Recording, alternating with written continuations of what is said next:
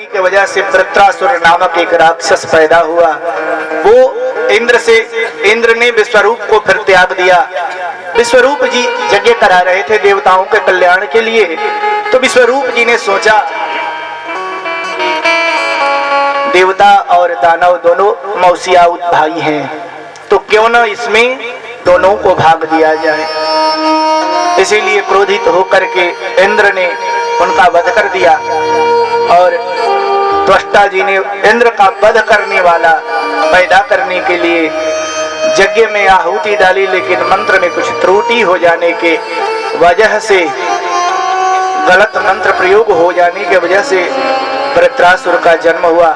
उनके द्वारा कहा गया मंत्रों में हो गया, कहना था कि जो इंद्र का वध करे, लेकिन मंत्र गलती होने से वो कह दिए कि इंद्र जिसका शत्रु हो, इंद्र जिसका वध करे। इसलिए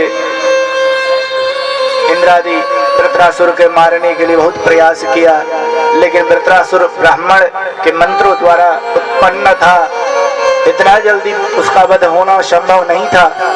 फिर भी उपदेशित किया, इंद्र को समझाया, कहा कि देखो तुम जिस राज सत्ता के घमंड में सारे नियमों को भूल गए, धर्म को भूल गए, तुम्हें इसका और हमारा क्या।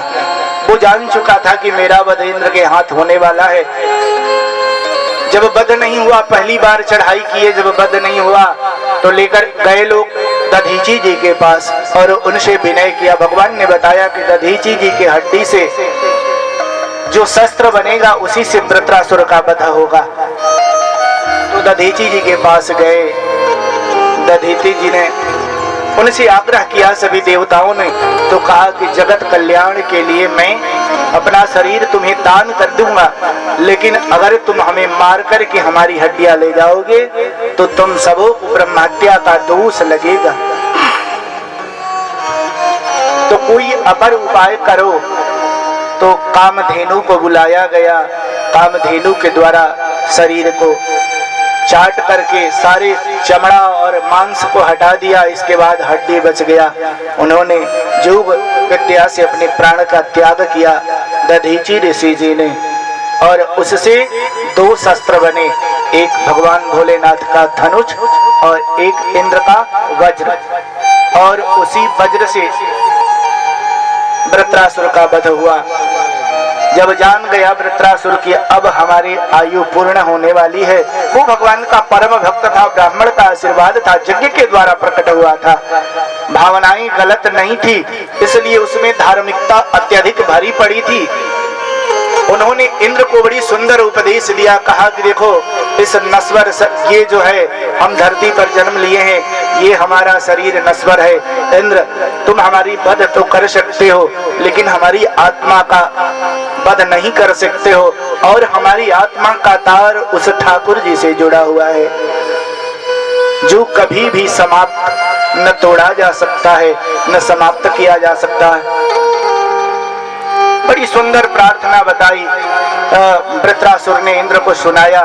सुंदर श्लोक में व्यास जी ने लिखा है, मैं प्रयास करता हूँ, एक श्लोक आपको बताता हूँ। अहम हरे तव पादैकमूलम दासानुदासो भविता स्म भूय। कहा कि हम तो भगवान नारायण के चरणों के दास हैं और वही हमारे पालनहार हैं।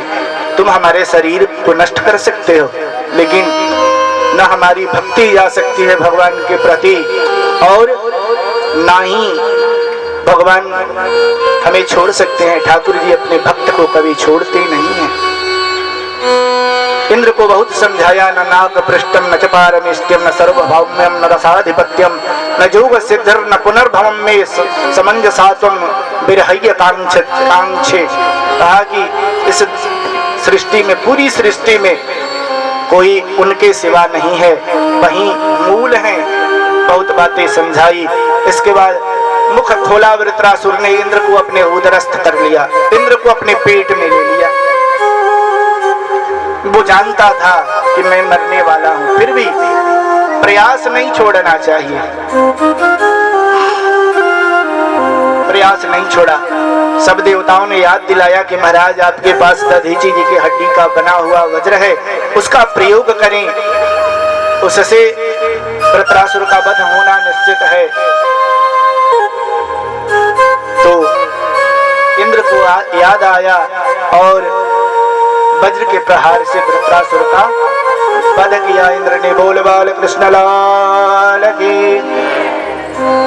इस तरह वृत्रासुर की कथा बताई, अदिति और दीति के संतानों के विषय में बताया, मरुद गणों की उत्पत्ति, पुंसवन व्रत की विधि बताई। इसके बाद पुनः जय विजय की कथा बताई। वही जो कथा हिरण्याक्ष और हिरण्यकशिपु की कथा है। हिरण्याक्ष का वध हो जाने के बाद हिरण्यकशिपु बड़ी क्रोधित रहता था, भगवान विष्णु से दुश्मनी रखता था। वो हमेशा चाहता था कि कैसे मैं विष्णु को पराजित करूं, विष्णु का वध करूं। इसके लिए उन्होंने हजारों वर्षों तक तपस्या किया। ब्रह्मा जी को अपनी माता को संतावना दिया कि देखो माता, व्यथित मत हो, वो मैं ही जा रहा हूँ तपस्या करने और ब्रह्मा से वरदान लेकर के आऊंगा और आकर के उस विष्णु से मैं बदला लूंगा। ऐसा उन्होंने अपनी माता को संतावना दिया और संतावना देकर के वो चला गया तपस्या करने के लिए। उसी क्रम में इंद्र ने सोचा कि इसने हम लोगों को बड़ी प्रताड़ित किया है हिरण्यकशिपु ने, चलो इसकी पत्नी का हरण कर लेते। उसके पत्नी का हरण कर लिया। हिरण्यकशिपु की पत्नी का नाम था कयाधु। कयाधु का हरण कर लिया इंद्र ने और लेकर के इंद्रलोक को जा रहे थे। उसी क्रम में नारद जी से मुलाकात हुई और नारद जी ने रोका, कहा कि अरे इंद्र, ये क्या कर रहे हो तुम? तुम्हें ये शोभा नहीं देता है, ये तुम गलत मार्ग पर जा रहे हो। कहा कि नहीं देवर्षि, इन्होंने हमें बड़ी कष्ट दिया है, मैं इसे भी कष्ट देना चाहता हूं। तो कहा कि ठीक है, तुम देना चाहते हो, लेकिन इस अबला नारी ने तुम्हारा क्या बिगाड़ा है जिसे तुम हरण करके ले जा रहे हो? छोड़ दो इसे। उस समय कयाधु गर्भवती थी, उनके पेट में प्रहलाद जी पल रहे थे।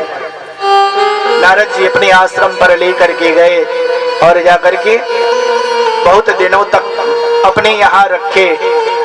उसके बाद प्रहलाद जी का जन्म हुआ और नारद जी के आश्रम पर रहने के वजह से प्रहलाद जी को ठाकुर जी के भजन करने की लत लग गई। वो हर समय ठाकुर जी का भजन किया करते थे। तो तपस्या जब पूर्ण हुआ, हिरण्यकशिपु की तपस्या पूर्ण हुई, ब्रह्मा जी प्रकट हुए और प्रकट होकर के कहा कि हे पुत्र, हम तुम्हारी तपस्या से बहुत प्रसन्न हैं। तुम अगर कुछ मांगना चाहते हो तो मांग सकते हो। तो कहा कि हे पितामह, अगर आप कुछ देना चाहते हो तो मुझे अमरता का वरदान प्राप्त करो कि मैं अमर हो जाऊं। मुझे विष्णु से प्रतिशोध लेना है। तो कहा ब्रह्मा जी ने कि देखो पुत्र, इस धरती पर जिसका जन्म होता है ना, उसे मरना निश्चित है। जो कहते हैं गीता में भगवान ने अर्जुन को बताया कि जातो ही ध्रुवोर मृतो ध्रुवम जन्म मृतस्य च। जो इस धरती पर आता है उसे मरना निश्चित है और जो मरता है वो जन्म भी लेना निश्चित है। जातुर ही ध्रुवोर मृत्यु, सत्य है, अटल है। ध्रुवम जन्म मृतस्य च, और जो मर जाता है उसका जन्म लेना भी ध्रुव है, ये सत्य है। इसलिए हम तुम्हें अमरता का वरदान नहीं दे सकते हैं। अगर कुछ और मांगना चाहते हो तो मांग सकते हो। तो कहा कि मैं तो चाहता था कि आप हमें अमरता प्रदान करें, लेकिन जब आप अमरता नहीं दे सकते हैं तो कम से कम मैं रात में मरो, न दिन में मरो, न धरती पर मरो, न आकाश में मरो, न शस्त्र से मरो, न अस्त्र से मरो, न देव से मरो, न दानव से मरो, न पशु से मरो, न पक्षी से मरो। बहुत सारी बातें मांगी उसने। ऐसा वचन मांगा ब्रह्मा जी से, उसे ऐसा एहसास हुआ कि वो अमरता का वरदान ब्रह्मा जी से ले लिया। ब्रह्मा जी ने कहा तथास्तु, तथास्तु कह दिया। अब इसके उत्पात बढ़ने लगे। वहां से तपस्या करके आया। इधर नारद जी ने कयाधु को उसके महल तक पहुंचा चुके थे पहले ही। आने के बाद प्रहलाद जी कुछ बड़े हो चुके थे। अपने गुरु के पुत्रों को बुलाया हिरण्यकशिपु ने और कहा कि देखो तुम इसे ले जाकर के राक्षसी विद्या देना। उनके शुक्राचार्य के 2 पुत्र थे, संडामर्क, उनको सौंपा गया। बहुत प्रयास किया संडामर्क ने कि इसे राक्षसी विद्या बता दिया जाए, लेकिन 4-5 लड़कों को लेकर के श्रवण नारायण नारायण नारायण वहीं प्रहलाद जी करने लगते थे। बहुत प्रयास किया लेकिन प्रहलाद जी में कोई परिवर्तन नहीं हुआ। बहुत समझाया बुलाया। एक बार हिरण्यकशिपु ने प्रहलाद जी को कहा कि पुत्र देखो हम राक्षस हैं और हमारी कुछ और जिम्मेवारियां हैं। तुम्हें शिक्षा ग्रहण करनी चाहिए। जो तुम्हारे गुरु तुम्हें बताते हैं उसे तुम ग्रहण करो। सुन करके प्रहलाद को पुनः लेकर के गए। पुनः बहुत संडामर्क ने प्रयास किया लेकिन प्रहलाद जी ने वो शिक्षा नहीं ली। मन ही मन बड़ी क्रोधित हुआ हिरण्यकशिपु और बुलाया। एकदा सुरराट पुत्र मारो अंक आरोप्य पांडव प्रपक्ष कथ्यताम वत्समन्विते साधु यत्नवान। अपने पास बुलाया बालक को, दुलार से पास में बुला करके कहा कि पुत्र अभी तक तुमने क्या सीखा है वो हमें बताओ। दुलार से बालक को पुचकार करके कुछ पूछते हैं ना, तो कहते हैं प्रहलाद जी के पिताजी हमने तो जो सीखा है वही सीखा है। आप सुनना चाहते हैं तो मैं बता देता हूँ। श्रवणम कीर्तनम विष्णु स्मरणम पाद सेवनम अर्चनम बंदनम दास्यम सख्य आत्म निवेदनम, ये नवधा भक्ति है। हमने यही शिक्षा ली है। श्रवणम भगवान की कथाओं का श्रवण करना, कीर्तनम भगवान के नाम का कीर्तन करना, स्मरणम भगवान को याद रखना, पाद सेवनम भगवान की प्रतिमा को रख करके उनकी सेवा करना, अर्चना करना, वंदना करना, भगवान से दास्य भाव रखना। अर्चनम बंदनम दास्यम सख्यम और सखा का भाव रखना, सख्यम आत्म निवेदनम और आत्मा का निवेदन कर देना। लास्ट में ठाकुर जी के चरणों में कि शरणागत हो जाना। यही शिक्षा अभी तक मैंने सीखी है। तो बड़ी क्रोधित हुआ। फिर उसको भगाया प्रहलाद को अपने पास से। कहा कि जैसे भी दंडित करके भी सही इसे राक्षसी विद्या ग्रहण कराओ। लेकिन कहाँ प्रहलाद जी मानने वाले थे। अंत में प्रहलाद को मारने के लिए हिरण्यकशिपु उद्यत हुआ। अपने सैनिकों को आदेश दिया कि इसे ले जा करके पहाड़ से नीचे फेंक दो। अपने बालक को फेंकवाने के लिए सैनिकों को आदेश दिया। सैनिक गए और मारना चाहा, लेकिन जो ठाकुर जी का भक्त है उसका कोई हानि कैसे पहुंचा सकता है। ठाकुर जी ने बचा लिया प्रहलाद को। बहुत जतन किया। अग्नि में जल खौलते हुए तेल में डलवाया, हाथी से रौदवाना चाहा, लेकिन कहीं भी वो सफल नहीं हो सका। अंत में उसकी एक मोहबोली बहन थी होलिका, उसको बुलाया और कहा कि तुम्हें ब्रह्मा जी के द्वारा वरदान प्राप्त है।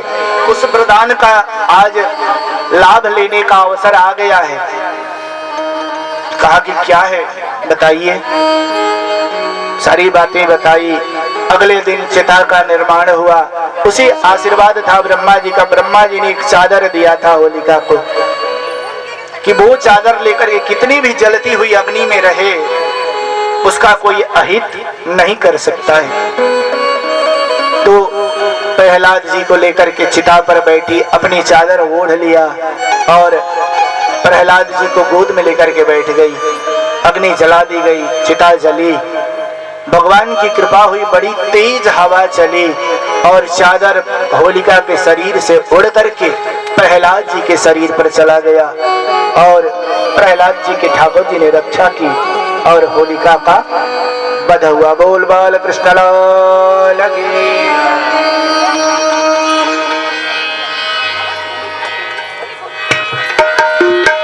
भगवान